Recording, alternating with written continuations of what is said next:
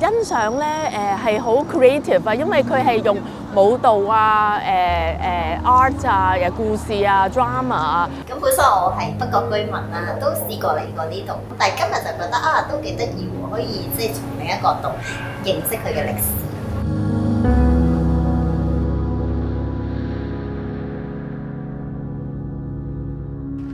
Sorry 啊，我想問呢度係咪夜遊夜嗰個導賞啊？呢度以前係香港遊艇會啊嘛。1939年咧，呢度就變咗做政府物料供應處嘅員工宿舍。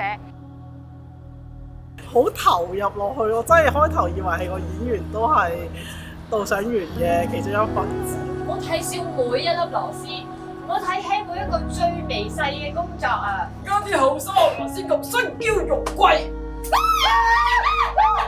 你爸爸係鐘仔啊？係啊！我阿爸以前成日提起佢㗎，佢哋咧以前成日一齊返夜更嘅，仲要返通宵更。呢個咧就係佢嗰時最 friend 亦都係最尊敬嘅同事。頭先嗰1個鐘係非常之治癒，有趣之餘仲可以學到嘢咁樣。喺入邊之餘，又彷彿好似唔喺入邊一齊走過一個少少嘅回憶咁樣咯。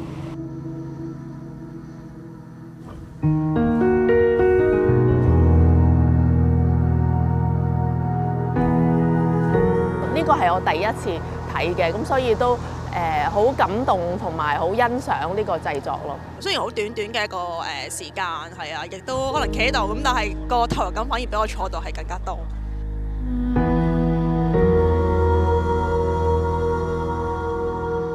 我離開咗香港有44年㗎啦，令我哋重新咧去感受香港嘅歷史。